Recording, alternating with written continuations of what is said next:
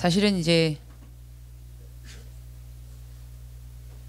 지난주에 이제 의성 선생님이 이 자리에 서서 얘기를 했죠. 되게 값지고 저는 이제 가까이서 그걸 봤어요. 의성 선생님 이제 조그만 이제 코 막 흘리면서 다닐 때부터 이제 봤기 때문에 지금 예찬이 키가 많이 큰 편이고 예찬이보다 작았을 것 같아요. 아니에요. 지금 예찬이 되게 많이 컸잖아요. 그래서 쟤들이 아마 중학교 1학년 들어올 때쯤에 키. 그래서 그때도 의성 선생님도 물론 중학교 때 시절을 겪었기 때문에 까까머리였어요. 까까머리. 안 그래도 못생겼는데 까까머리에서 얼마나 못생겼겠어요. 그래서 그런 이제 모습들을 다 봤는데 제가 오늘 이제 이 자리에 전사님이 이제 뭐 몇 주 전부터 그 얘기를 하셨는데 사실은 진짜 써서 말할 게 없더라고요. 생각해보니까 내가 뭘 한 게 있어야지 이야기를 할 텐데 그래도 의성 쌤은 뭐 어떻게 중학교에서 다락방도 하고 중한테 뺨도 얻어맞고 뭐 이런 얘기 있어가지고 이게 파란만장한 게 있고 근데 저는 생각해보니까 뭐 한 게 없어요. 그런데 제가 이 말씀을 보면서 힘을 얻었습니다. 사도행전 4장 잠깐 볼게요.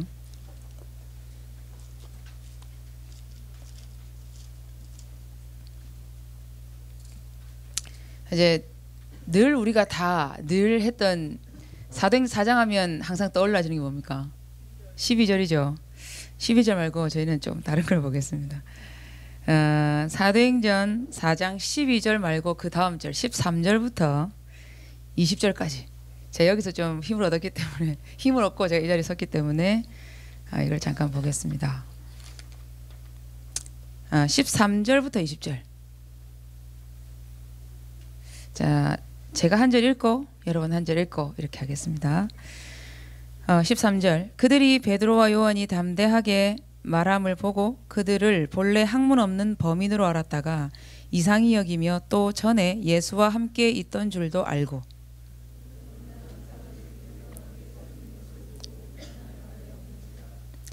명하여 공회에서 나가라 하고 서로 의논하여 이르되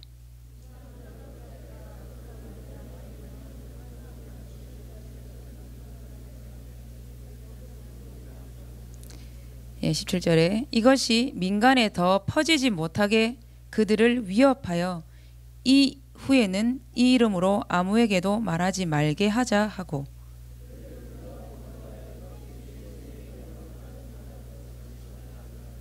19절 20절은 같이 읽겠습니다. 베드로와 요한이 대답하여 이르되 하나님 앞에서 너희의 말을 듣는 것이 하나님의 말씀을 듣는 것보다 옳은가 판단하라. 우리는 보고 들은 것을 말하지 아니할 수 없다 하니. 전사님 이제 메시지를 주시고 난 다음에 그 다음에 이제 의성쌤 얘기했고 제가 얘기했고 아마 제가 이제 지금 이 시간까지 지내온 얘기와 그 안에서 이제 전부 다 하나님 주관하셨겠지만 특징적인 거 몇 개 이야기를 할 건데요. 그 이야기의 근거는 오늘 이 말씀입니다.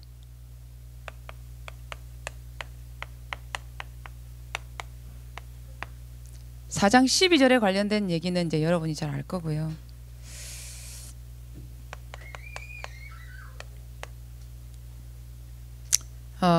사실은 이제 오늘 적을 게 많이 없어요. 그러니까 여러분 너무 긴장하지 마시고 뭐 별로 제목만 딱딱딱 적어놓고 이제 얘기를 할 거예요. 처음에 이제 여러분 이걸 조금 아셔야 됩니다. 오늘 이 본문에 대한 내용을 이제 조금 이제 아셔야 될 필요가 있는데요. 예수님이 부활하고 승천하고 난 이후에 제자들만 홀로 남았어요. 11명의 제자 남고 그 다음에 나머지 이제 감람산에서 많은 이제 예수님의 하나님 나라의 일을 40일 동안 들었던 그 사람들 그리고 마가다락방에서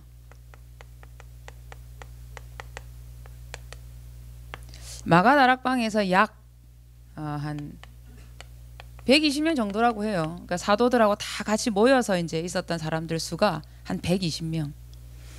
120명 그 말씀을 듣고 내려와 가지고 모여 가지고 한 마음으로 기도하고 자기 나름대로 기도 제목을 가지고 근데 다른 여러 가지 기도 제목이 없었던 걸로 대충은 봐줍니다. 왜냐하면 예수님이 이거 놓고 기도해라라고 했던 게 사도행전 1장 8절이었거든요.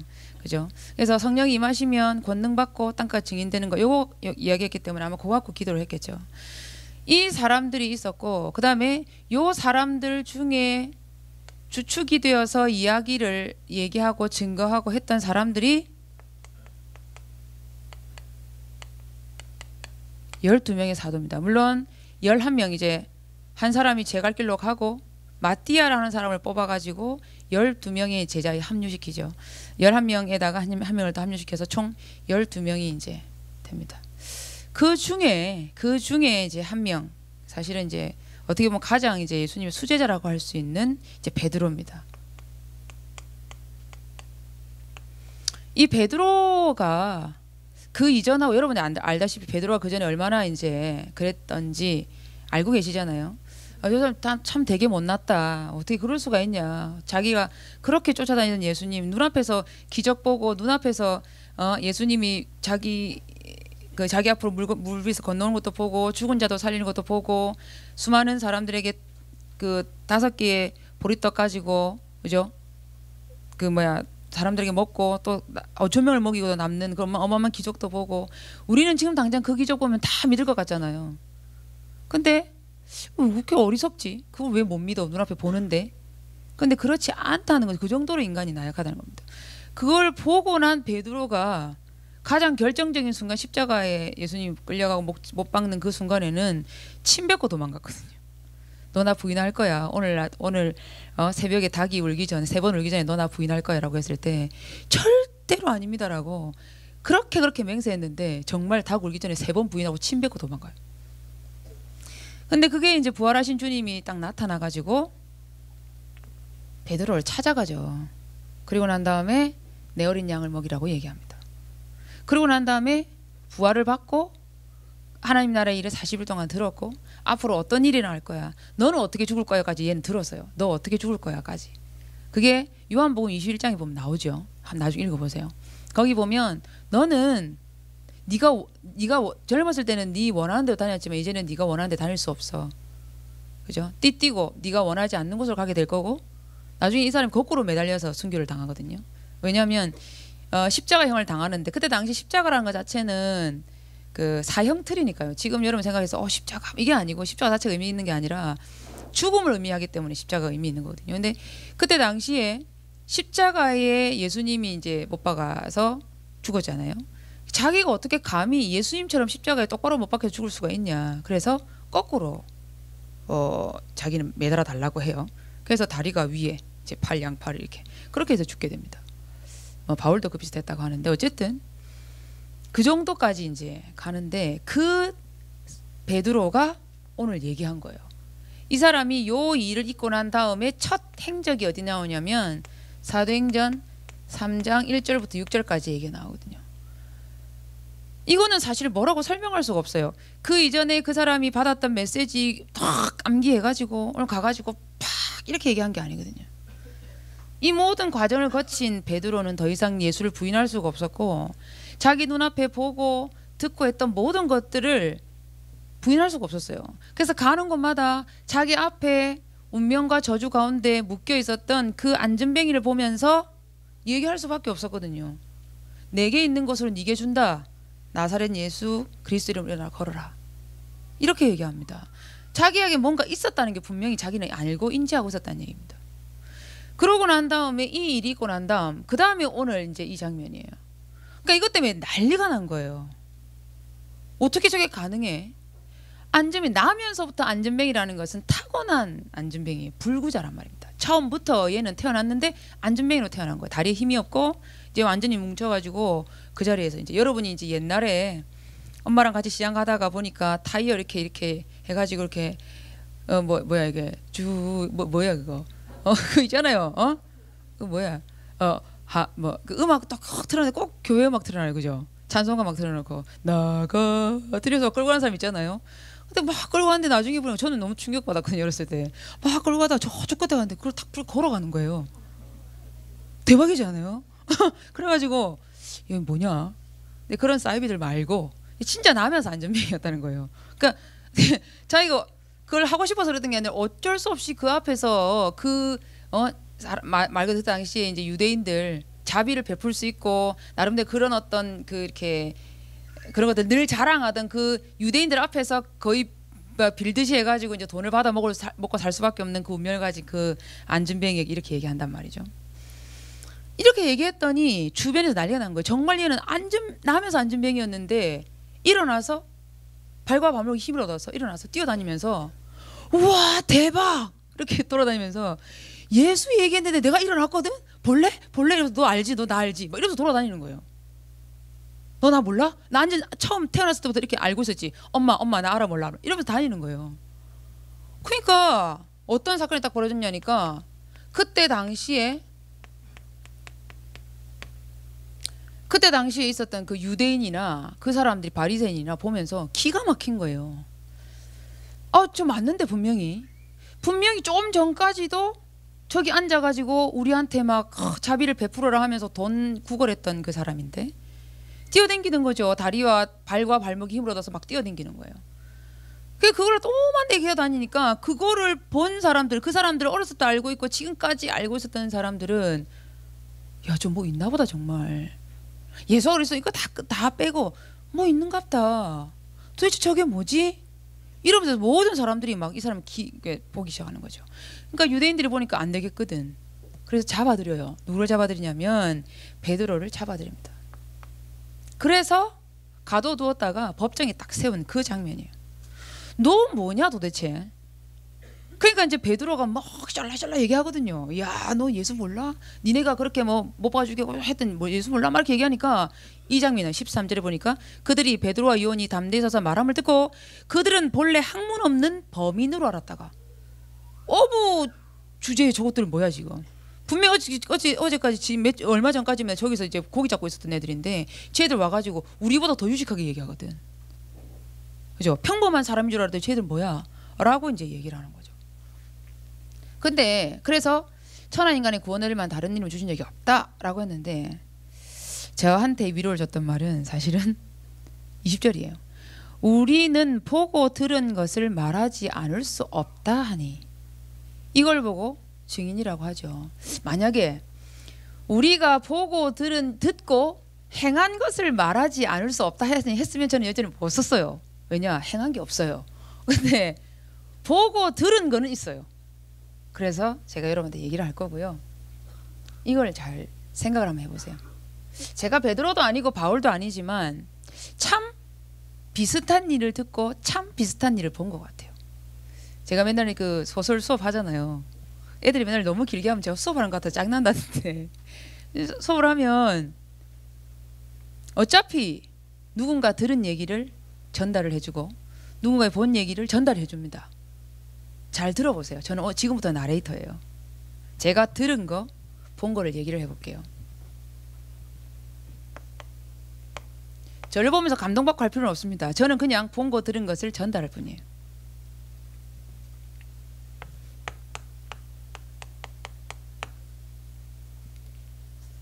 제목만 쓴다고 했잖아요.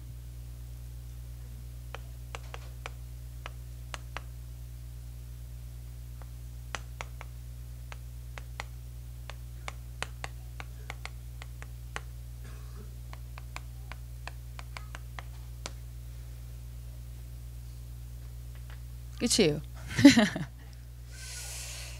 이전에 관련된 거는 제가 어떤 사람인지 한번 잠깐 얘기를 해볼게요. 저는 1974년에 태어났습니다. 그렇게 안 보인다고요? 괜찮아요. 74년도면요 우리나라의 새마을운동이 한창일 때고요. 어르신들 아시겠지만 예. 그리고 지금 대통령인 박근혜 언니의 아버지가 정권을 잡고 있을 때고 그리고 그 이후 한 6년 있다가 그분은 돌아가십니다. 어쨌든 태어났어요.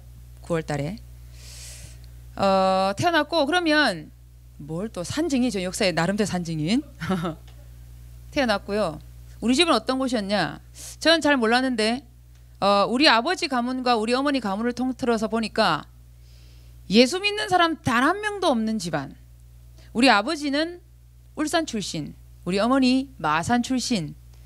우리 아버지 음주 가무에 능하신 분 아시죠? 그러니까 소위 말하는 한량입니다. 한량. 제가 목소리 되게 크잖아요. 우리 아버지 닮아서예요. 입 크죠? 우리 아버지 닮은 겁니다. 제 지금 얼굴 생긴 모든 생김새 하나하나가 우리 아버지를 안 닮은 곳이 없어요. 그래서 전에 한번 우리 아버지 우리 집에 전사님이 한번 놀러 오셨는데 그 아버지 이제 영정 사진이 이렇게 그 한쪽에 이제 붙어 있었거든요. 그걸 보고 나를 칼 쳐다보는 거예요. 이렇게 쳐다보는 거죠. 야, 진짜 희한하다. 내가 딸내미가 아버지 닮은 거는 이해가 되는데 이렇게 똑같이 생긴 처음 봤대요. 그러니까 우리 아버지가 이제 약간 주변 머리가 없으시거든요. 그러니까 어떻게 이 속 머리 계시고 주변 머리 안 계시고 여기 머리 계신 분 있죠? 대머리란 얘기예요. 내가 남자로 태어났으면 분명히 대머리가 됐을 거라는 생각이 드는데 어쨌든 그거 빼고는 다 똑같이 생겼더래요. 눈썹, 눈, 코, 입, 얼굴 모양새까지. 그래서 제가 요즘 우리 아버지를 보니까 참 닮았다고 생각을 해요. 그 사진 보면서 우리 아버지 이제 그런 그걸 그대로 물려받았어요. 음주 가무에 능하냐? 계속 갔으면 아마 능했을 것 같아요. 술은 사실 잘 못 마시고 노래 잘 못하고 뭐 큰 노래 잘 못하지만 잘해요. 잘합니다. 사실 이제 그래요. 그래서 늘 사람들이 얘기하기를 한 말술 이렇게 갖다 놓고 이렇게 술도를 마실 것 같은 장비 같이 있잖아요. 그런 이제 스타일로 많이 봤어요, 저를. 그랬고 우리 어머니는 또 우리 어머니 이제 성씨가 이제 권 씨거든요. 근데 본이 어디냐면 안동입니다. 안동 권씨 하면 여러분 아마 알 거예요. 그죠? 굉장한 세도가죠. 그러니까 그게 남아 있어요, 뿌리에. 우리 아버지는 한량에 우리 어머니는 칼이에요, 칼. 완전 뭐 끝납니다. 공부 좀 잘해오면 그 다음 더 못한다고 뭘 하고 이런 스타일이에요. 그래서 맨날 우리 엄마한테는 이제 핑계거리가 늘고 우리 아버지한테는 제가 이제 막 잘난 척하고 뭐 이랬는데 그래서 우리 아버지 제가 굉장히 좋아했습니다. 너무너무 좋아했는데 어쨌든 그리고 태어나 보니까 너무 집이 가난한 거예요. 뭐야 이런 집이다. 우리 집 절벽 위에 있었거든요. 절벽 위에 여러분 너무 아름답다 뭐 이렇게 아름다운 아니고요. 바로 밑에 바다고 절벽이 이렇게 있어요. 그럼 여기 집이 이렇게 있으니까요. 아름답군 이게 아니라니까요. 태풍 불면 얼마나 무서운 줄 알아요. 제가 이제 그 부산 영도 출신입니다. 그러니까 태풍 불면 쓰러집니다. 창문 잡고 있어야 돼 이렇게. 창문 잡고 이렇게 있어야 되고 어렸을 때 독수리 영재 볼 때도 한 번씩 이렇게 안테나 제대로 안 서면 이렇게 바람 불어갖고 좀 힘들어지는 집 그런 집 있잖아요. 그랬어요. 그러니까 아버지는 이제 그 선장이셨고요. 조그만 배 선장이셨고. 예, 그렇게 이렇게 이제 살았어요. 그러니까 너무 가난하더라고요. 태어나니까. 한 지붕 여러 가족 같이 이렇게 막 사는 뭐 그런 집에서 뻑닥뻑닥 하면서 살았어요. 살았고 그러면 어렸을 때면 산으로 둘러 뛰어다니면서 뭐 이상한 짓 하고 이렇게 하여튼 이렇게 냄비 하나 들고 바다 뛰어내려가서 그런 거 있잖아요. 코나는 아닌데 내려가서 조개 다 담아가지고 끓여 먹고 이런 맨날 엄마한테 얻어맞고 냄비 다 이제 저기 했다고. 어쨌든 그렇게 해서 살았고 초등학교 딱 가니까 신세계더라고요. 제가 살고 있던 다른 세계 애들 보는 여자애들이 막 아름다운 옷을 입고 막 와가지고 이렇게 다니는 거예요. 내가 한 번도 보지 못했던 옷들을 막 입고 다니더라고요. 쟤는 그때 남자인지 여자인지 구분이 잘 안 가는 스타일이에요. 얼굴 새까맣게 타가지고 좀 그런 스타일. 그래서 이렇게 초등학교 지나고 중학교 지나고 근데 이제 초등학교에 한 번의 고비가 초등학교 6학년 때 이제 아버지가 돌아가셨어요. 제 인생에 있어서 아버지는 그런 거 있잖아요. 슈퍼맨 같은 존재였거든요. 내 모든 것들을 다 커버해 줄 수 있는. 집이 가난해도 우리 아버지만 딱 보면 갑자기 뭐가 막 튀어나올 것 같은 그런 거 있잖아요. 괜찮아 이런 스타일. 그러니까 그것 때문에 제가 배짱을 너무 심하게 키운 거예요. 난 뭐든지 할 수 있어 이런 스타일에 막 우리 어머니 약간의 제재를 하긴 했지만 어쨌든 그렇게 자랐는데 6학년 때 그 이제 모든 배경 이제 제 울타리가 됐던. 그러니까 사실은 아버지랑 훨씬 더 저는 얘기를 많이 했어요. 그 울타리가 없어지고 어쨌든 살았어요. 그래서 저는 그때부터는 어떤 생각을 했었냐면은 나의 모든 것들을 다 서포트 해줄 수 있는 우리 아버지가 안 계시기 때문에 나는 지금부터 혼자 열심히 살아야 돼. 그 생각이 굉장히 투철하게 들어갔어요. 그러니까 전사님 맨날 저보고 그러잖아요. 저거는 독해가지고 거기서부터 출발한 겁니다. 그러니까 살아남아야 되겠다는 생각이. 왜냐하면 집 경제 안 되죠. 그렇다고 해서 뭐 우리 집이 굉장히 똑똑한 집안이라서 뭐 그런 거 안 되죠. 우리 외가댁은 제가 보니까 굉장히 했던 집안 같아요. 우리 외할아버지가 한의사고 뭐 이렇게 지금 우리 외삼촌 보면 좀 잘 나가시는 분이거든요. 우리가 가면 항상 기주부 같고 뭐 물론 저는 기가 안 죽지만 뭐 좀 그런 집이에요. 그러니까 가세가 너무 기우는 상태에서 결혼을 하니까 엄마도 너무 고생을 했고요. 하여튼 그런 상태였는데 그러니까 어쨌든 그때부터는 제가 열심히 살아야 되다 생각했습니다. 그래서 이제 뭐 중학교, 고등학교 이제 제가 모든 일을 헤쳐 나가는 데 있어서는 주로 이제 제가 우스갯소리처럼 얘기를 하지만 공부를 심하게 잘해서 반장했냐 그게 아니고요. 목소리 크면 시켜줘요. 제가 목소리 크잖아요. 목소리 크니까 굉장히 다 대담하고 용감한 줄 아는 거예요. 제가 되게 소심하거든요. 근데 용감한 줄 알아요. 그래서 뭐 일단 시키니까 뭐 했죠. 그래서 이제 그런 것들을 했고요. 그렇게 살다가 제 머릿속에 남아있는 거는 가장 큰 게 사실 이겁니다. 이게 나중에 알았어요. 이런 질을. 나라고 하는 게 얼마나 강한지. 왜냐하면 나가 사라져버리면 저는 나 이꼴 자존심이라고 생각하거든요. 그리고 제가 지금까지 지내면서 쭉 보면서 생각했던 거는 사단이 만약에 인간을 장악했을 때 마지막까지 놓지 않는 부분이 이 부분이 아닐 거라는 생각이 듭니다. 근데 저번 주 류목사님이 이 부분을 건드린 거예요. 사실은. 그죠? 나와 하나님 예수님의 자리를 바꾸라 그랬잖아요. 사실 요거거든요. 요거를 끝까지 놓지 않습니다. 왜냐하면은 내가 태어나면서 물론 그 이전에도 있었겠죠. 우리 아버지 부모님 세대도 있었겠지만 나랑 연관시켜 볼 때는 내가 태어나면서부터 쭉 자라오면서 같이 자라왔단 말이에요. 같이 자라왔다니까요. 이 자존심, 내가 나름대로 나를 지키는 방법, 나를 수호하는 방법을 나름대로 이렇게 했는데 그게 내가 나를 이끌어간 줄 알았는데 어쨌든 이게 이제 굉장히 나를 똘똘똘똘 감고 있었어요. 그러니까 이거를 깬다라는 건 그래서 나를 열어놓고 사람들한테 이렇게 모든 걸 다 보여준다는 건 있을 수 없는 얘기예요. 심지어 부모에게까지도. 그죠? 그래서 초등학교 때는 제가 진짜 공부를 열심히 해요. 코피 터지면서 공부했어요. 그런 애들 없잖아요. 초등학교 때. 물론 살아남는 방법은 아니었고 제 나름대로 그게 너무 재밌어서 하긴 했는데 중학교를 가니까 그 이제 영도면 사실 시골 마을이잖아요. 서울 뭐 이런 강남이 아니니까. 그 초등학교 공부해가지고 중학교 딱 들어갔더니 나름대로 좀 괜찮은 성적 들어갔나 봐요. 그래서 뭐 이렇게 했어요. 그런데 고등학교 가니까 와 이게 장난이 아닌 거예요. 인문계 여자 고등학교를 갔는데 첫 번째 시험 쳤는데 오 대박. 사람들이 왜 자살을 하는지 알겠더라고. 딱 쳤는데 반에서 17등을 딱 했어요. 근데 그게 여러분은 뭐 그게 아니고 제가 나름대로 이걸 지켜왔던 방법이란 말입니다. 공부라고 하는 거는 나를 지켜왔던 방법이었는데 이게 흔들리기 시작하는 거죠. 그때부터 이제 제가 어떤 방법을 썼냐면 그래 공부를 놓자. 뭐 사람이 꼭 공부만 뭐 되겠어 이러면서 이제 물론 이제 하긴 했죠. 왜냐면 제가 이제 기본적으로 있고 엄마의 이제 그런 것도 있기 때문에 하긴 했는데 그러면서 이제 놀고 즐겁게 놀고 제가 이제 한 번씩 여러분들에게 이제 옛날 추억담을 얘기하면서 도시락 문의 얘기하면서 해주는 그 많은 얘기들이 사실은 이제 이때 있었던. 근데 제 인생에 딱 중요한 전기가 있었던 게 고3 때입니다. 고3 때 제 인생의 두 번째 위기가 와요. 그게 이제 고등학교 3학년 7월이죠. 7월에 제 바로 위에 오빠가 있었습니다. 그 오빠가 이제 죽게 돼요. 뭐 병이 있어서 뭐 늘 알아서 언제쯤이면 오빠가 그렇게 되겠지를 생각을 했었다면 당황스럽지 않았을 거고 그리고 뭐 평소 때 너무 오빠가 이상해가지고 저것도 좀 빨리 좀 죽었으면 좋겠다 이렇게 늘 생각했다면 그게 좀 이렇게 좀 크게 문제가 안 됐을 텐데 어제까지 분명히 아니죠. 오늘 아침까지 오빠 잘 갔다 와. 오빠가 공부하기 싫어가지고 오빠는 처음부터 기술을 배웠어요. 뭐 기술에 있어서는 굉장히 이제 구두 만드는 기술에 있어서는 굉장히 좀 이렇게 뛰어난 부분이 있었거든요. 그래서 잘 갔다 와. 그래서 히덕거리면서 보냈단 말이죠. 그럼 저는 학교에서 공부를 하고 있었고 그날 아마 학교에서 친구들이 같이 밤샘을 하고 그 다음 날까지 이제 있었어요. 고3 때. 있었는데 학교로 전화 와가지고 이제 봤는데 보니까 오빠가 이제 교통사고가 난 거죠. 처음에는 몰랐어요. 진짜 갔어요. 근데 교통사고가 났는데 오고 좀 다쳤나 보다. 나는 엄마가 그렇게 됐을까 봐 너무 걱정을 했거든요. 이제 아버지 그런 일이 있었으니까 제 마음에 쿵 하는 게 없었겠어요. 있었겠죠. 쿵 하는 게 있어도 갔는데 아니고 다행히 오빠래. 다행이라 생각했어요. 근데 중요한 건 거기서 직사를 한 거예요. 그러니까 그때 이제 제 머리를 이렇게 뭐가 이렇게 둥기 같은 걸로 둥 맞았는데 이게 그때부터 이제 뭐가 안 잡히는 거예요. 뭐 내가 그럼 뭐 그래 지금까지 내가 열심히 나를 지키기 위해서 공부를 했는데 이 공부가 나를 과연 지킬 수 있을 것인가? 사람들하고 굉장히 중요한 인간관계를 맺었는데 이게 나를 지킬 수 있을까? 그래 우리 집은 돈도 없고 뭐 아무것도 가진 게 없는데 나를 그럼 뭘로 내가 지켜가야 되지? 그때부터 내가 진짜 중요한 방황을 하기 시작해요. 그렇다고 제가 뭐 방황을 한다 해가지고 뭐 이렇게 그때 당시 신분에서 벗어나는 뭐 다른 걸 했냐? 그럴 수도 없어요. 너무 소심해서. 그럴 수도 없는데 굉장한 정신적인 방황을 했다니까요.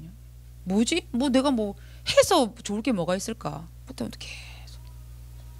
근데 희한하게 요 일이 있기 바로 전에 내 친구가 와가지고 저한테 복음을 전했고, 그게 두드려가지고 사실은 이제 제가 예수 영접을 한 상태였어요. 했는데 하나님은 사랑이래.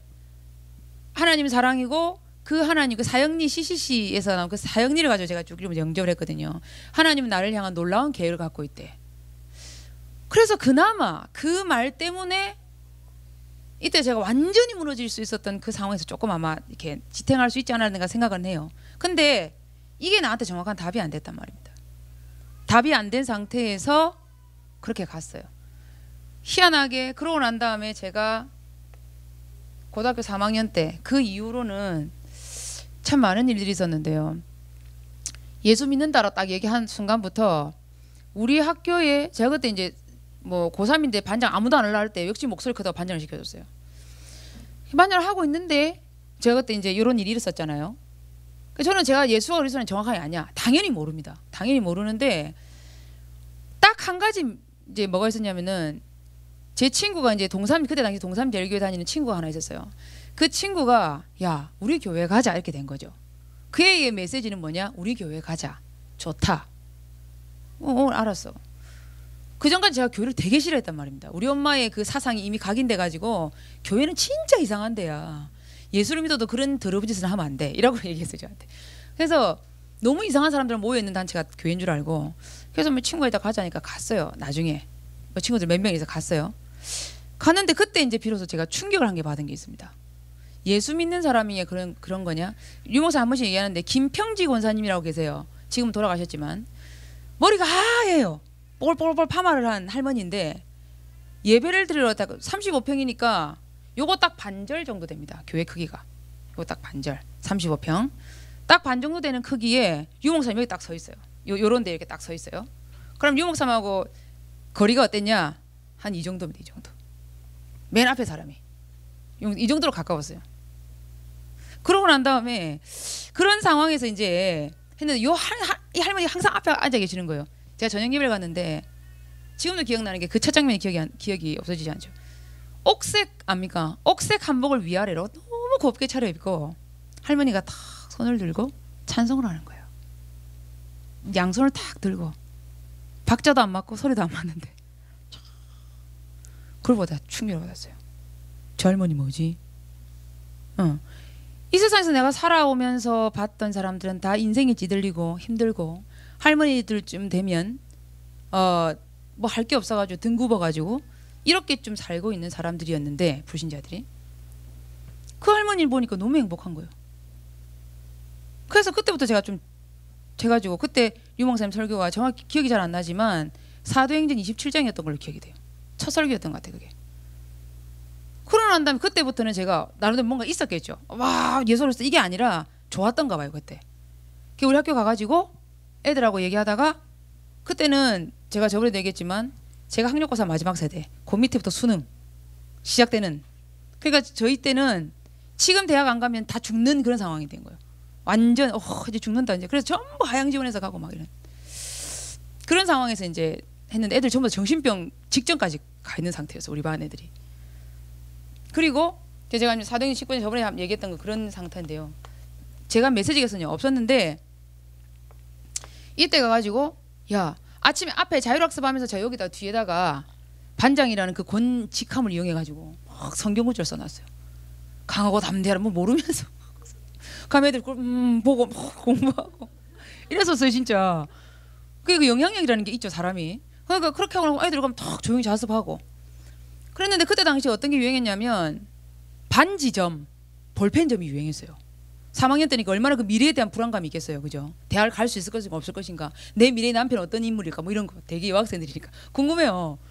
반지점, 그러니까 그 볼펜점을 같이 손잡고 그 이상한 그 귀신 불러갖고 하는 거 정말 역사 일어나 그거. 그 3학년 1반부터 쭉 제가 3학년 5반 쭉 올라오는 거예요 그게.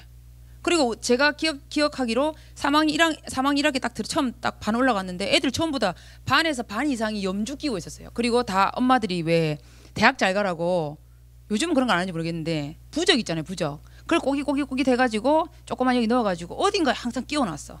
우린 교복을 안 입었기 때문에 뭐 이렇게 자켓 이런 데 이제 해가지고 넣어놓고 그거를 이제 딱 다 갖고 있었는데 시간이 지나고 제가 이제 이런 사건이 있었잖아요. 입고 난 다음에 반에서 계속 제가 그때 흑암을 그게 흑암을 꺾는 건지 뭔지 몰랐잖아요. 근데 그냥 계속 성경구절 넣고 야 오늘 이런 거야 이렇게 하면서 내가 하고 그렇게 했는데 웃긴 건 그 분위기가 삭삭삭삭 사그라들더니 밑에서부터 일반에서 재밌다. 그 정말 애들 2명 앉아가지고 하는데 신기하더라고요. 그 얘기들 전 들었죠. 들은 것 들었어요. 근데 정말 이게 뭐 오이때 구다사인가 뭐 하면 이게 움직여가지고 너 대학 가겠습니까? 동그라미 뭐 이런 거 있잖아요. 아 진짜 너 저 대학 가겠습니까? 아니 X 이렇게 움직이는 거예요 정말. 그리고 뭐라더라 이게 반지점은 이렇게 실에 반지를 링기 반지를 끼워가지고 이렇게 돌리는 게 가만히 있는데 이게 뭐 하면서 이렇게 뭐 질문하면 아닌 건 가만히 있고 이게 맞으면 크게 움직이는 거예요 링이. 또 해보지 마세요. 귀신 들려요.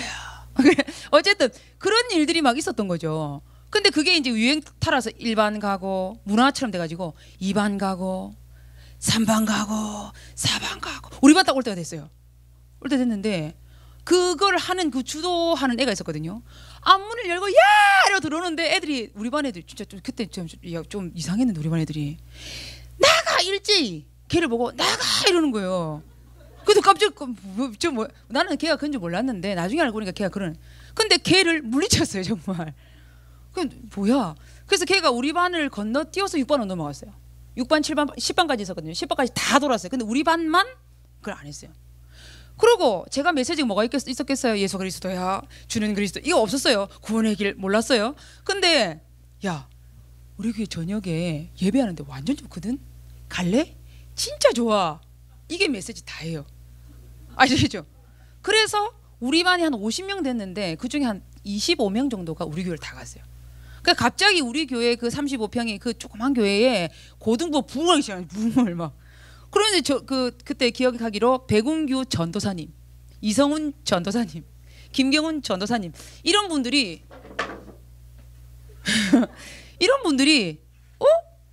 저것들 뭐야? 영도여고 3학년 5반? 근데 그게 퍼져가지고 6반에 한 10몇 명까지 같이 가게 된 거죠. 그런 일들이 저는 아무것도 안 했는데 이런 일들이 일어났어요. 제가 중요한 메시지 했어요. 아니요. 우리 교회 좋거든. 갈래? 교회 예배 되게 좋아. 가자. 근데 이제 애들 걸림돌이 하나 있었어요.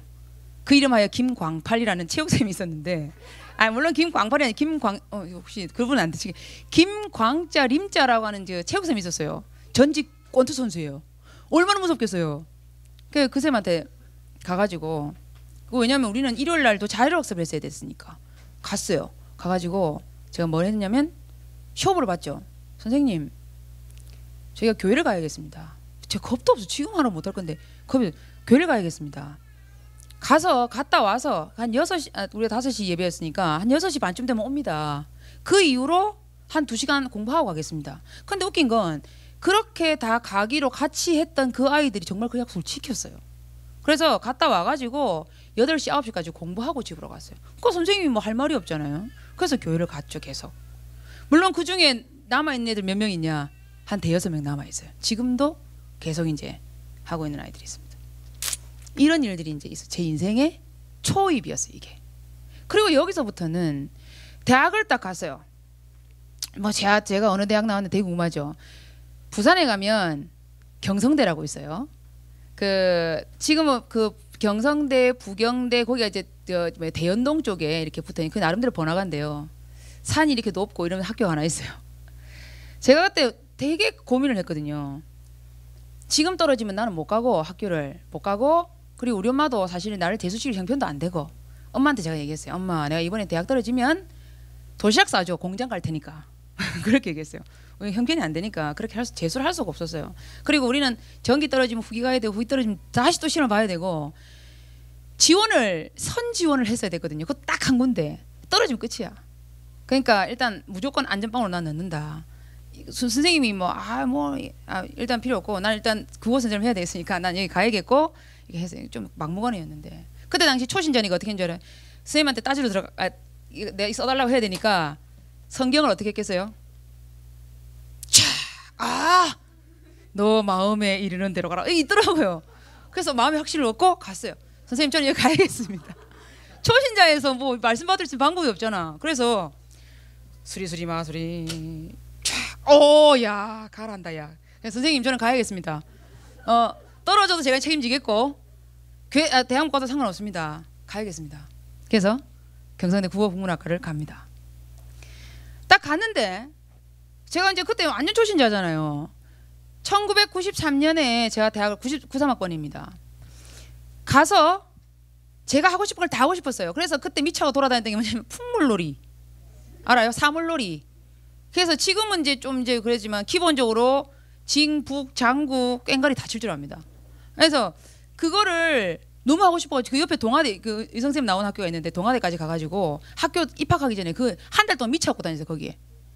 그래서 하고 학교 가니까 야 너 풍물 할 줄 아네? 풍물패 들어오라. 그게 어디 전 몰랐죠 그게 뭔지. 중앙풍물패에서 들어오라는 거예요. 그게 학생운동 하는 데였어요. 그 생기기도 좀 약간 남자 여자 비슷하게 생겼지. 그리고 목소리 크지. 노래하면 잘할 것 같지. 그다음에 뭐 이렇게 앞에서 우와 이렇게 하면 잘할 것 같지. 오라더라고요. 근데 거기는 안 갔어요.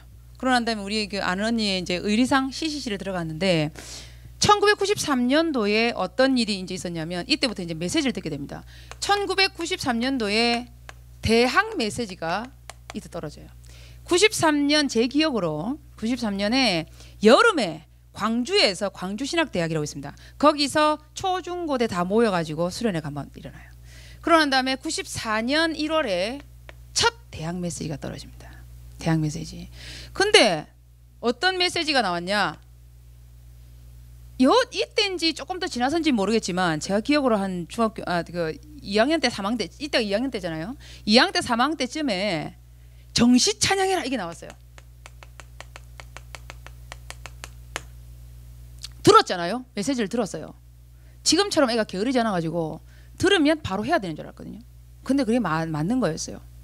그때는 제가 용기도 있고 뭐 이래서 그런 게 아니라 들으면 해야 되니까 그때 우리 전국의 대학교에서 정시 찬양의 바람이 막 불기 시작합니다. 이거는 사람이 불 수 있는 게 아니고 막 불기 시작해요. 그래서 제가 본 건 뭐냐? 제가 정시 찬양을 하고 있는 걸 봤어요. 그 전에 물론 베이스가 깔렸습니다. 고등학교 2학년 때 선생님이 음악 선생님이 야 기타 시험 친다. 3학년 2학년 처음 들어가지고 기타 시험 친다. 노래 한 곡 기타 치면서 노래 불러야 돼. 2학기 때 실기 시험이었어요. 그래서 처음 기타를 접하게 돼요. 그러고 난 다음에 3학년 때 뭐 기타 안 치다가 대학교 1학년 들어가지고 우리 친구 동아리 친구 한 명 협박해가지고 한 3일 만에 그걸 다 수강 받아요. 코드만. 그래서 다른 걸 하나도 할 줄 몰라요. 기타 기초인가 하나도 모르고 코드만 다 외워가지고 코드만 칠 수 있게끔 그걸 다 마스터해놨는데 이 메시지가 떨어진 거죠. 그래서 어떻게 했냐? 우리 학교 가면 그 이렇게 중앙으로 쫙 올라가는데 보면 전체 학생들이 밥을 먹을 수 있는 우리 그때 당시 1만 학우였어요. 10,000명이 있었는데 그 사람들이 같이 밥을 먹을 때 학생회관이 있었어요. 학생회관. 거기 들어가는 입구가 목사님 이러더라고요. 가장 많은 사람들이 왔다 갔다 하는 곳에서 정시 찬양해라. 여러분 하라면 하겠어요? 못 하잖아요. 그때 용기를 냈죠. 했어요. 어떻게 했냐면 저는 그래도 좀 덜 쪽팔렸어요.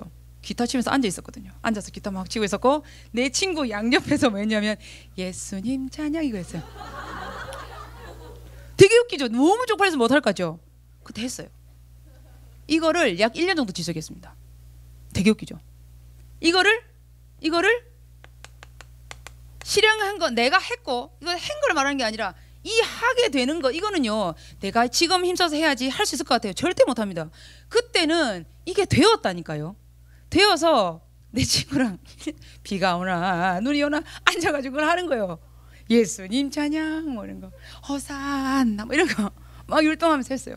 한 30분 동안 12시 땡 하면. 그래서 수업이 있을 때는 못하지만 수업이 있을 때 없을 때 제가 많이 못 나간다. 근데 우리 그 애들이 우리 과 친구였어요. 그 사연도 기가 막힌 거는 한 명은 기존 신자였는데 제가 그때 뭐 메시지 잘 모르는 상태였는데 대학교 딱 들어가니까 한 애는 술만 퍼마시면 우는 애였고 한 애는 기존 신자였는데 교회를 못 다녀요. 그 교회는 너무 마음에 안 들어서 유리방어 돌아다니는 상황이었어요. 그래서 저보고 언니 교회 다니는 거 같네. 니 어디 교회 다녀? 너기 한번 가볼래? 그래서 지도 모르게 전도된 거고요. 그다음에 이쪽 한쪽 친구는 뭐 같이 우리는 그 알잖아요. 그 국어국문학계 선거 국어국문학 그 뭐 있잖아요. 뭐 그 국사 뭐 이런 애들은 전부 다 이제 술 마시는 걸로 도가 텄거든요. 그래서 보면 보통 개짝 같은 거 갖다 놓고 술 마셔요. 저는 술 잘 못 마시니까 맨날 뒤치덕거리 했단 말이에요. 선배들 술 마시면 집에 업어다 주고 막 이런 거 맨날 했거든요. 근데 내 친구가 술만 먹으면 우는 거예요. 계속. 이 아저씨는 도대체 왜 이런, 평소에는 괜찮아. 너무 막, 근데 술만 마시면 우는 거야. 우리 오빠야 어쩌고 우리 아버지는 어쩌고 이러면서 맨날 우는 거야. 코 맨날 내 옷을 닦고. 근데 그런 애였는데 결국은 걔한테 복음을 전했고, 걔가 이걸 보게 될지 모르겠는데 지금 다락방 교회 사모님이에요. 되게 웃기죠.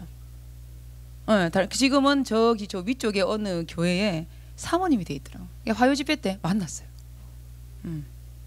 되게 웃겨요. 그래도 우여곡절이 많았는데 어쨌든 실행을 했고 그게 바람이 쫙 불었어요. 그래서 저는 그때 당시에 가니까 93년, 이게 좀 웃기긴 한데 요 사이에 제가 제 친구 한 명 더 있었어요. 고등학교 때. 되게 웃기는 팔방미네가 하나 있어. 노래 잘하고 공부 잘하고 몸매 쭉쭉빵빵, 뭐 얼굴은 좀 이상하게 생겼는데 어쨌든 뭐 여자애가 한 명 있었는데 걔가 어땠냐면 정말 모든 걸 다 잘했어요. 기존 신자에 모태신앙에 다 잘했어요. 근데 걔가 대학을 똑 떨어졌네. 대박. 아무도 걔가 대학 떨어질 줄 몰랐다니까요. 근데 전문대까지 시험 전에 다 떨어졌어요. 이런 일이. 그래서 걔가 탁 저기 집에 가더니 3개월 동안 칩거를 했어요. 안 나왔어 밖으로. 우리는 대학 가고 이제 막 이러고 있는데, 그래도 그 애가 어느 순간 쫙 등장했어요. 등장해가지고 계속 이제 웃긴 건 참 그게 또 기본 신앙이 바탕을 무시 못하는 게 3개월 동안 시편만 계속 본 거예요. 내가 누군지. 그때 엄청나게 많은 것들 하고 대학 안 가서 대학 사역자 했던 애가 걔가 최초예요. 그 이름하여 신수진이라고. 이름 나가면 안 되는데 걔가 우리 메시지 듣고 있거든요. 수진아 미안. 신수진이라는 친구 있었는데 걔가 대학 사역자로 들어왔어요. 근데 우리 학교에 다락방이 하나도 없었고 다락방 하는 사람이 아무도 없었어요. 제가 처음이었죠. 들어갔을 때 처음이었는데 걔가 저한테 전화 다락방을 했어요. 제가 그때 한참 그 풍물이 미쳐서 돌아다닐 때. 잘 사나? 어때? 어땠어? 근데 희한하게 그 얘기를 듣는데 왜 눈물이 찍 나지? 저는 나름대로 이제 풍물이 미쳐갖고 돌아다니면서 너무 재밌었다고 생각했는데 제 마음에 뭔가를 걔가 건드린 것 같아요. 그래서 걔가 계속 매일매일 집으로 전화 다락방을 해줬어요. 어쩌고. 그래서 결국은 걔를 불렀죠. 야, 학교에서 보자. 교회에서도 계속 만나지만 학교에서 보자. 그래서 걔가 그때 다락방 사역자로 우리 학교에 들어왔어요. 그래서 저는 이제 다락방을 받았고 걔가 나한테 다락방을 했죠. 그러면서 어마어마한 역사 일어나냐? 아니요. 저랑 아까 그 똘마리 2명이랑 모여가지고 기도회 하고, 그 다음에 그 다음 해에 애가 한 명 들어왔어요. 95학번인가 94학번으로 한 명 들어왔는데 걔가 지금도 우리 학교에 이제 책 보내주는, 제 앞으로 박준이라는 애가 한 번씩 책 보내주는데요. 이름 본 사람 있을 거예요. 되게 웃기잖아요. 아버지가 주니어라는 이름을 좋아해서 준이에요. 이상한 애들이 많은데 어쨌든 얘가 94학번으로 상경대 입학을 했어요. 회계학과인가 그 입학을 했어요. 걔를 이제 그저 같이 붙었어요. 그리고 그 95학번으로 경영정보학과라는 이제 그 경영정보학과에 또 어떤 여자애가 또 한 명 이제 왔어요. 걔가 해가지고 이제 같이 기도회를 주구장창 그 5명이서 계속했어요. 뭐야, 역사도 아니라고 이게 도대체 뭐지? 나 진짜 뭐 그렇게 해서 4년을 보냅니다. 4년을 보내고 이런 일들이 이제 있었죠. 그래서 이런 거구나. 뭐 아무것도 뭐 그런 게 없었어요. 그리고 뭐 계속 뭐 수련회 다니고 뭐 이렇게 했죠. 미친 듯이 집에 다니고. 그래서 사람들이 다 욕했습니다. 저래가지고 무슨 뭐 저기를 하겠냐 뭐 이러면서. 그리고 전도사님 만난 때가, 전도사님 제 기억으로는 제가 졸업하고 나서인데요. 전도사님이랑 그때 계속 싸웠거든요. 정확하게 사실 기억이 안 나요. 96년 내지 97년쯤에 이때 전도사님을 만나게 됩니다. 전도사님을 만나게 되는데 요 전에 저한테 제 인생에 처음으로 비행기 타는 사건이 94년도에 일어나요. 뭐 때문에 비행기를 탔냐? 그것도 선교 때문에 타게 됩니다. 제 인생에 비행기를 그렇게 타게 될 줄 몰랐어요. 예. 돈도 하나도 없었고요. 13박 14일 우리 엄마가 바깥에 나가서 자는 거 절대 싫어하는데 희한하게 그건 또 허락을 해주더라고. 그래서 태국으로 날아갔죠. 가가지고 거기서 그 지산옥 전도사님, 지금 목사님이시지만 그때 집사님 어린이 사역 할 때 따라가가지고 찬양팀 이렇게 막 하면서 꼽사리를 껴가지고 와 대박. 거기서 이제 비행기 타고 13박 14일 동안 죽만 먹고 돌아왔어요. 과일 먹고 밥을 못 먹어가지고. 지금도 그게 똑같지만 이 먹는 게 너무 힘들어가지고 결국 죽만 먹다가 피골이 상접해가지고 돌아왔어요. 내 친구 막 그 수진이 거기서 막 병 걸리고 막 돌아오고 막 그랬는데, 그런 일들이 제 생애 첫 선교가 94년도에 이제 일어났고, 그 다음에 요때 전사님 만나가지고 언제 만났냐? 제가 기억하기로도 논산 집회입니다. 메시지를 받았어요. 어떤 메시지를 받았냐면 열왕기상 19장입니다. 여러분 늘 전사님 얘기하셔서 아시겠지만 엘리야 엘리사 메시지를 이때 받아요. 들었죠. 메시지를 들었죠. 그게 지금까지 저는 그걸 보고 있는 거예요. 그걸 보고 있어요. 지금까지 이걸 보고 있습니다. 요 때의 이 성취를 지금까지 보고 있어요. 제가 어느 순간에 우리 학교에 어떤 선생님이 이력서를 냈더라고요. 이력서를 냈는데 거기에 이 똑같은 구절이 적혀 있어요. 그 이름이 권미영이에요. 뭐 저런 애가 다 있어요. 이상해요, 저분. 예. 지금까지 이게 이어져 오고 있습니다. 이게 어떻게 이어났는지 이것만 얘기하면 여기에서 이 메시지를 받고 저는 몰랐어요. 전사님 뭐라 하는데 그게 왜 진짜 눈물이 나지? 펑펑 울었죠. 전사님이 그때 나를 착각하신 거죠. 아, 얘인갑다. 이래서 같이 팀을 맺었는데 좀 얘가 좀 이상 삐리삐리한 거예요. 그래서 이제 지금까지 왔어요. 근데 이때 이렇게 하고 난 다음에 나름대로 몇 개의 사건이 있었습니다. 전사님 그 사건을 뺐던데요. 그렇게 하고 또 돌아와가지고 저는 그때 당시에 중등부 사역을 중등부 애들 그때 이제 뭐 의성샘 이렇게 있을 그 중등부 깎아머리 애들하고 열심히 정말 재밌게 놀았어요. 그때 당시 이제 동삼여중 뭐 이런데 학교가 있었거든요. 거기 들어가서 학교에 들어가서 뭐 다락방이란 뭐 꼴에 다락방이란 걸 한다고 어쨌든 들어가서 걔들하고 만나고 그 주변 친구들하고 만나고 그렇게 했던 게 이제 중등부 참 재밌게 사역을 했어요. 그때 의성쌤이 말했던 그 사역자들이랑 같이 막 또래도 비슷했기 때문에 으쌰으쌰 쿵짝쿵짝 잘해서 이제 사역을 했습니다. 하고 난 다음에 이제 전사님이랑 따로따로 사역을 하다가 어느 순간에 전사님이 이제 하시는 걸 봤어요. 하시는 걸 보면서 아 이렇게 되는 거구나 해서 갖고 중요한 사건이 하나 있었는데 그게 제 기억으로는 금요철야입니다. 뭐 이거 적을 필요 없어요. 그냥 저는 이제 이것저것 주저주저 얘기하는 거니까. 금요철야에서 어떤 사건이 하나 있었냐면 신나무 메시지도 기억나요. 신나무 목사님. 그때 이제 전사님 그 전에 무슨 사건이 하나 있었냐. 우리 학교 홈페이지 들어가면 그 사건이 나와 있습니다. 그때 그가 그 청소년 문제라는 게 부각이 되기 전 시기였어요. 그러니까 청소년들이 뭐 가스 불고 저런 세대가 아니거든요.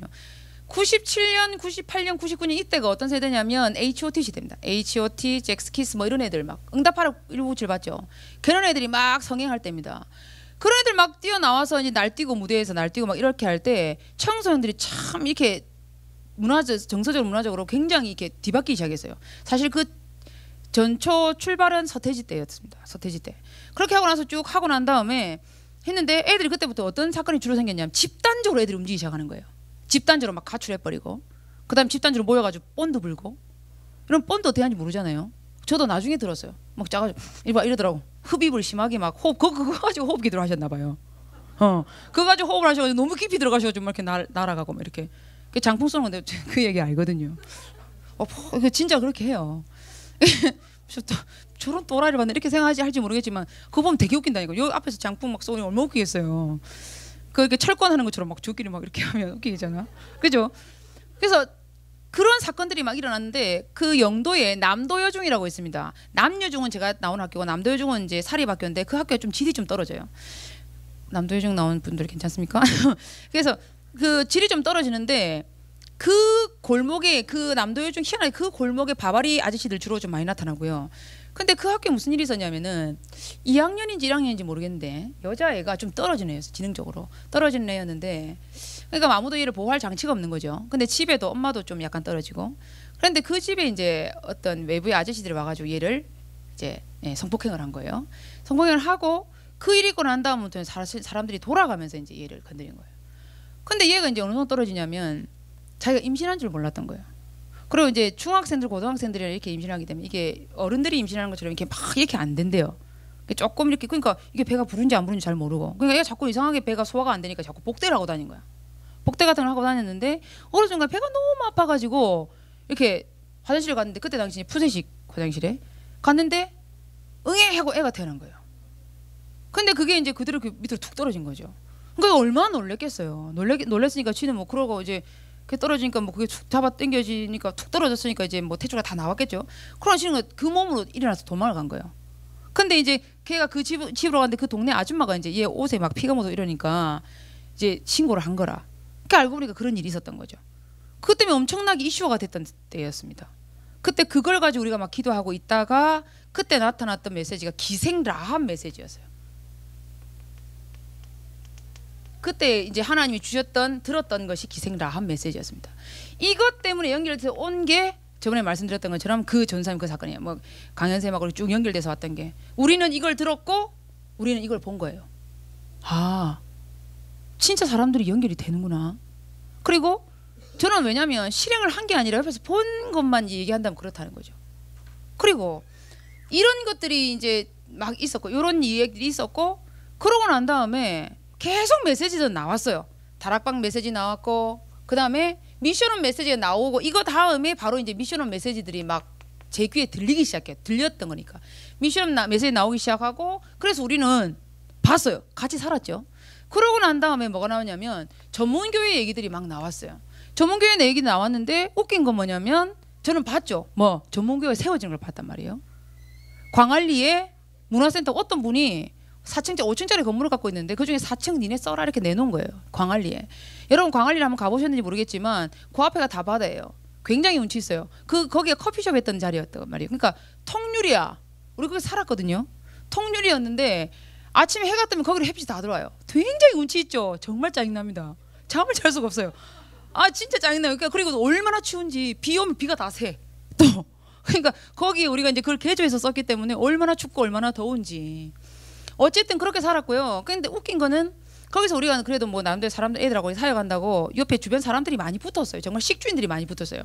그래서 어쨌냐면은 우리는 뭐 돈벌이가 없으니까 거기서 계속 사역하고 있고 그분들이 계속 갔다가 지금 그 홍지혜 쌤네 집에 있는 그만한 이제 냉장고 이렇게 있어요. 한 500, 600리터 되는 그 냉장고. 거기에 항상 음식을 채워줬어요. 근데 내가 제일 싫은 고기만 갖다 채우는 거예요. 그래서 우리는 김치 다 떨어지면 고기를 구워서 먹었어요. 이런 이상한 일이 막 일어났던 거죠. 근데 그게 이제 전문교회에서 있었던 일이에요. 전문교회 메시지 떨어지면서 이게 그대로 생겼고 거기서 우리는 사역을 했어요.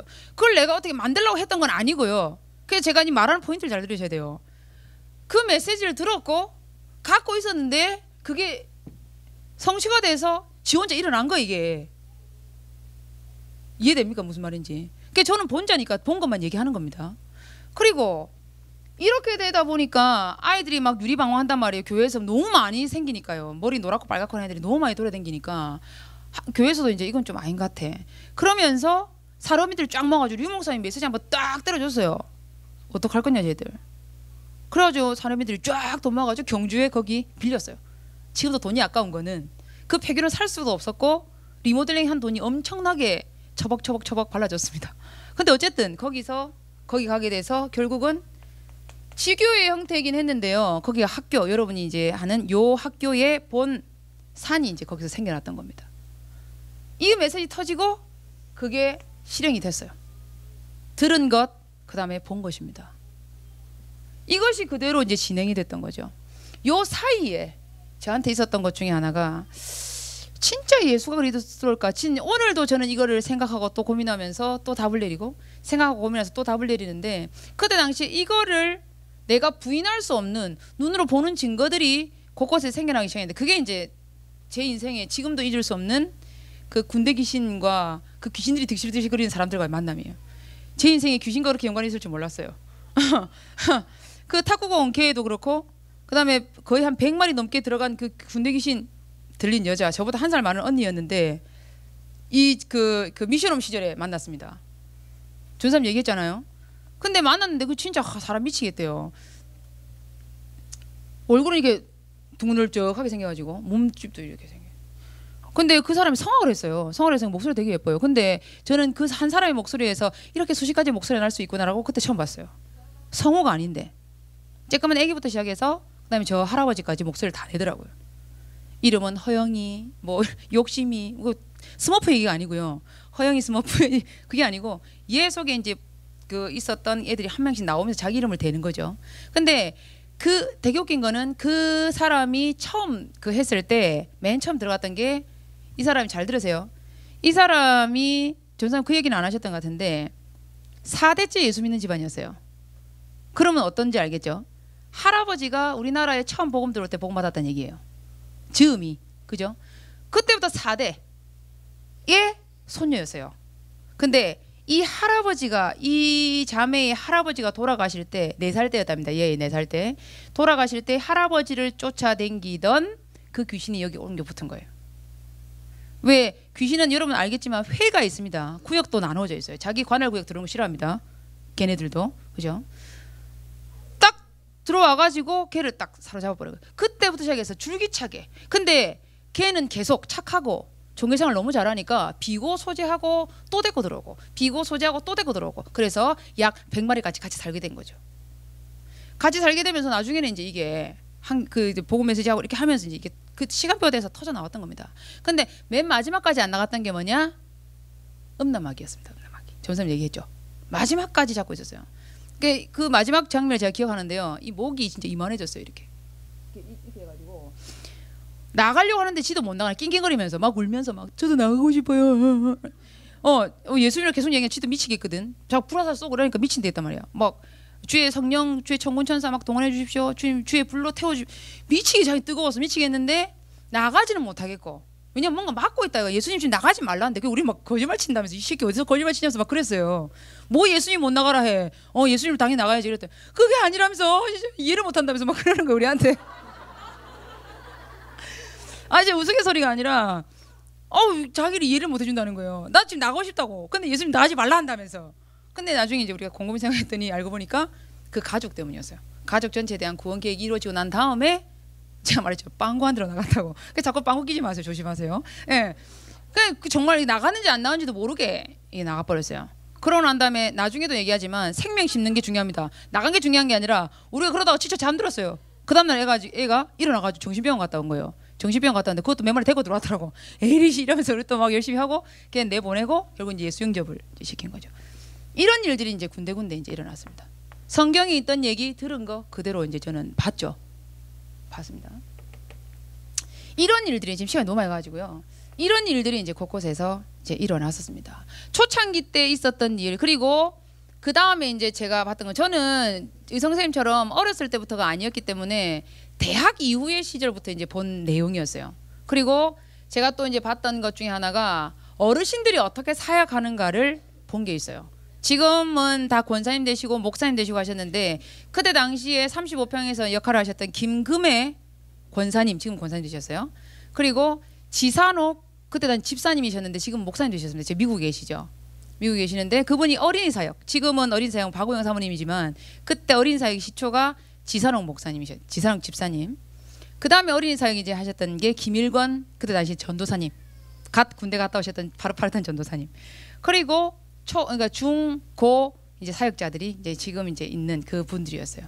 그리고 대학생들이 얼마만큼 열정적이었냐면 지금도 저는 기억하고 있는데 제 1학년 때 뭐 다른 데서 아르바이트 할 수 있는 상황인데 제가 훈련을 못 받으니까 교회에서 아르바이트를 했어요. 그때 이제 수련회가 6차 때까지 있었어요. 중고 수련회만 그 임마누엘 교회에서 3,500평에서 6차 때까지 있었는데 그거를 쭉 치러냈는데 그때마다 약 뭐 각 1,000명 정도씩 계속 몰렸으니까 자리가 없었어요. 유목사님 진짜 딱 요만큼 칠판 쓸 수 있는 딱 요만큼 빼고 요까지 다 올라와 있었어요 애들이. 그러니까 여기를 앉고 싶어가지고 그 아침에 밥 먹으러도 안 가더라고요. 근데 그 일이 지금 그때 당시 일어났었고 기도회 새벽 2시고 3시고 거기 앉아서 기도회 하고 그런 애들이 자라서 저렇게 된 거예요. 그런 애들이 의성쌤 강현쌤 뭐 이런 사람들이 그때의 중고등학생 때였어요. 이런 일들이 일어났는데 그 이후가 이제 뭐냐 이제 우리가 한참 봤던 거고 들었던 거고 본 거였어요. 본 거였고 그 이후에 모든 것들이 하나님이 어디로 이제 이걸 포커스를 맞추시기 시작을 했냐면 이게 니네가 들었냐? 그리고 내가 시키는 것을 봤냐? 그렇다면 이것을 뭐 해라? 전달하라였어요.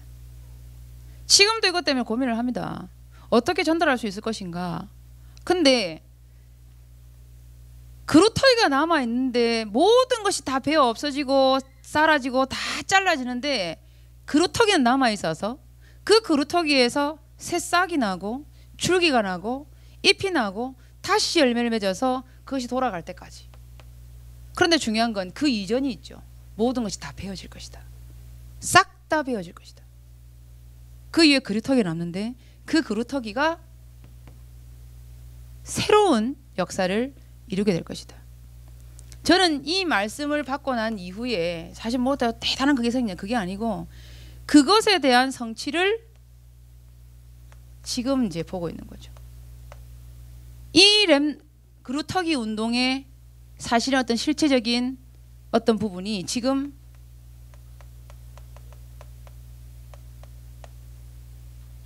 이걸로 하나님이 시작하는구나. 근데 제가 지금 이거를 보고 있는데요. 어떤 이건 느낌입니다. 제가 느낌인데 보고 들은 것이 많았던 듣고 본 것이 많았던 제가 하나님이 지금 실제적으로 움직이시기 시작하는구나라는 생각을 많이 해요. 여러분이 어떤지 모르겠지만 하나님 지금 실제로 움직여요. 제가 원래 수업을 어제 같은 경우도 제가 월초를 썼어요. 그 현장이 어떻게 분석되고 하는 걸 보려고 월초를 써서 이제 나갔다 왔어요. 쭉 보면서 생각했습니다. 하나님이 지금 군데군데 지금 다 움직여서 작업을 하고 있구나. 오늘도 함양 전체 분석을 했죠. 군데군데 움직이시면서 지금 막 전도운동을 일으키기 위해서 준비를 하고 있구나. 근데 이 모든 준비를 까는데 누구를 위해서냐면 여러분을 위해서는 지금 준비를 하고 있어요. 곳곳에서 사람들 모으고 있고 어느 정도로 신기한 일들이 막 일어나냐 하면요. 역사가 막 일어나는 게 아니라 제가 지금 명쌤이 이제 사역 갔다 오면 저한테 한 번씩 얘기를 해주고 강의쌤도 얘기를 하고 선생님들 얘기하고 권사님들 뭐 얘기 들어보고 쭉 들어보면 이걸 위해서 하나님이 지금 그러니까 여기 와서 벌써 10년 제가 10년 차인데 10년이 돼도 꼼짝하지 않던 단단한 바위 같은 어떤 것들이 지금 막 움직인다는 느낌이죠. 꿈틀거리고 있구나 지금. 여러분은 어떤지 모르겠어요. 여러분은 어떤지 모르겠는데 이거를 하나님 지금 움직이고 있다라는 생각이 들고요. 그래서 하나님이 여러분에게 어떤 걸 원하시냐. 제가 대학 들어갈 때 제 친구였지만 사역자였던 그 친구가 저한테 줬던 말씀이 이겁니다.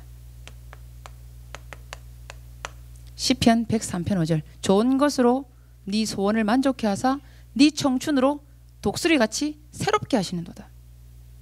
근데 여기서 한 번도 하나님이 날 배신한 적이 없어요. 배신한 말이 좀 웃기긴 하지만 좋은 것으로 네 소원을 만족해 하사 네 청춘으로 독수리같이 새롭게 하시는도다. 그리고 제가 대학부 그때 당시 2000년회죠. 2000년회에 그때 당시에 부회장을 했는지 뭐 어떻게 하다 얼떨결에 그때 목소리 커가 또 걸렸어요. 그때 제가 기억나는 게 2000년에 헌신예배 류목사님 모시고 헌신예배를 했는데 그때 제가 이제 대표 기도를 했단 말입니다. 얼마나 떨렸겠어요. 미치고 발작 뛰고 다리가 덜덜덜 떨리는데 그때 제가 잡았던 말씀이 이겁니다.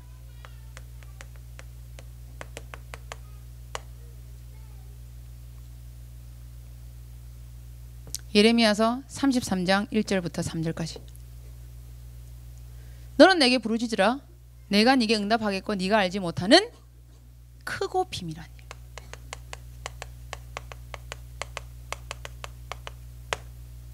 이걸 보이리라. 이걸 얘기하셨거든요. 너는 내게 부르짖으라 내가 네게 응답하겠고 네가 알지 못하는 것까지 다 보여주겠다. 하나님이 지금 이 일을 준비하고 이거 전부 전초전입니다. 전초전. 내가 봤던 것도 전초전이고 전부 다 본격적으로 쏟아붓는 건 어디냐 여기입니다. 여러분들을 어디로 지금도 저는 이걸 꿈꾼다고 그랬죠. 250개 나라 여러분을 다 흩을 그날까지. 250개 나라. 왜 250개 나라냐. 유엔에 그나마 이름 올리고 있는 나라 250개. 그거 외에도 더 많은 나라들이 있습니다. 그 수많은 나라 플러스 알파. 여기에 여러분을 선교사로 전부 다 파송하는 그날까지. 렘넌트 지도자 말고는 갈 사람이 없어요. 렘넌트 지도자 말고는 갈 사람이 없기 때문에 여러분이 이거가 되고 나면 실제적으로 세계복음화 됩니다. 그 세계복음화의 맛을 렘넌트 전도운동 여기서 봤으면 좋겠습니다. 보고 제가 항상 얘기하죠. 항상이 아니라 오늘 이 메시지에 하나님 주신 겁니다. 듣지 않은 자, 보지 않은 자는 말할 수 없습니다. 듣지 않은 자, 보지 않은 자는 말할 수 없어요. 알잖아요. 들은 사람도 얘기할 수 있습니다. 본 사람도 얘기할 수 있습니다. 하지만 듣지 않고 보지 않은 사람은 말할 수 없어요. 그걸 보고 우리는 뭐라 합니까? 증인이라 합니다. 하나님이 왜 부르셨냐? 여러분에게 보여주고 들려주고 그것을 말하게 하기 위해서입니다. 그런데 여러분의 귀를 굳이 닫아서 듣지 않을 필요가 없고 여러분의 눈을 굳이 감아서 보지 않을 이유가 없어요. 눈을 크게 떠서 보고 귀를 넓게 열어서 들으시기 바랍니다. 그래서 나중에는 여러분의 입을 크게 벌려서 이야기하시는 증인이 되기를 바랍니다. 사실은 저는 행한 게 없어서 이 정도까지밖에 말 못해요.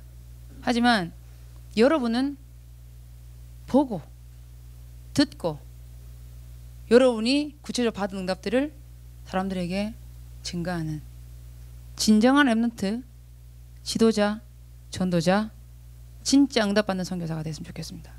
하나님이 오늘 여러분에게 그리고 저에게 저도 지금 다시 리마인드를 계속 시키고 있는 게 이 부분입니다. 하나님이 하셨던 것은 분명히 있고 지금도 하나님을 하시는데 그거를 스쳐 지나가고 흘려 지나가지 말고 여러분 걸로 붙잡고 듣고 본 것을 기록하고 다시 말해주는 가장 중요한 렘넌트 전도운동의 시작이 되기를 바랍니다.